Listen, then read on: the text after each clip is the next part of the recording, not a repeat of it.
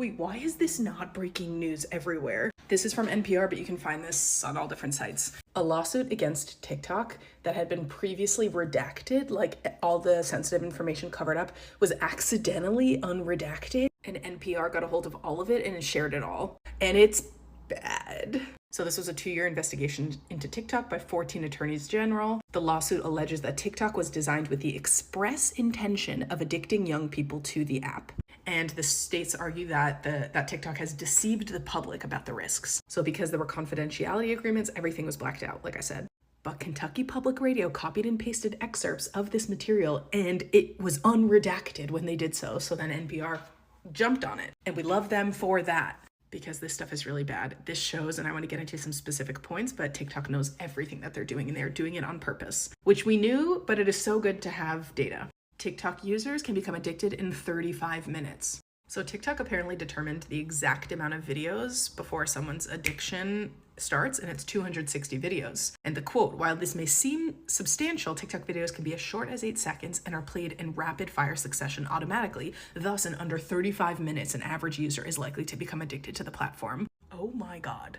It keeps getting worse though. So TikTok created this time limit tool, and they said in their internal documents that that tool is just to improve public trust, not to actually limit app usage. So the app lets parents place time limits on the kids' usage because this is TikTok like doing good, right? They put out all these formal statements, investing in our community's digital well-being. Oh my God. Internal documents show that TikTok measured the success of this tool by how it improved public trust as opposed to reducing the time that teens spent in the app. Next up, and this is maybe the most outwardly egregious, TikTok demoted people it deemed unattractive in its feed. Let me say that again. If TikTok thought you were ugly, you were demoted in the feed. One internal report that analyzed TikTok's main video feed saw a, quote, high volume of not attractive subjects were filling everyone's app. In response, the investigators found that TikTok retooled its algorithm to amplify users that the company viewed as beautiful.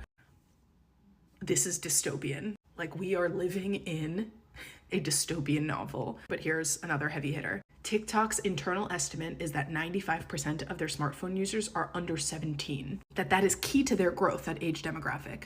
Quote, as expected, across most engagement metrics, the younger the user, the better the performance. Okay, here's another one that's horrible. TikTok pushes its users into filter bubbles. They purposefully try to get you to only see content that will reaffirm your beliefs. The company knows all about these filter bubbles. Employees have warned about this for years. Things like thinspiration, for example. And despite all these warnings from internal employees, TikTok algorithm purposefully puts users in these bubbles. One internal doc stated that users are, quote, placed into filter bubbles after 30 minutes of use in one sitting. Another one, TikTok is slow to remove users under 13. Because remember, their whole thing is that the younger the user, the better the performance. So oops, we have 13-year-olds on here. According to their policy, 13-year-olds cannot open a standard TikTok account. In the internal documents, however, company officials instructed TikTok moderators to use caution before removing accounts of under 13 users. It instructed the moderators to not take action on reports of underage users unless their account identifies them as under 13. I mean, there are so many more things, but I need everyone to go and read this, and we need, like, this is so bad. And it's also so interesting because it is in contrast to the TikTok ban that is happening, that is still like in litigation, where everyone was just so unabashedly gung-ho and like retweeting the CEO of TikTok and all this stuff. And it's just not so simple. Like, we know that TikTok has done so many good things for so many of us. It's helped you find your subcultures, it's helped you find your people, whatever. I've made a ton of friends from here. And also, we need to have nuance when we talk about TikTok because my God, this is insidious.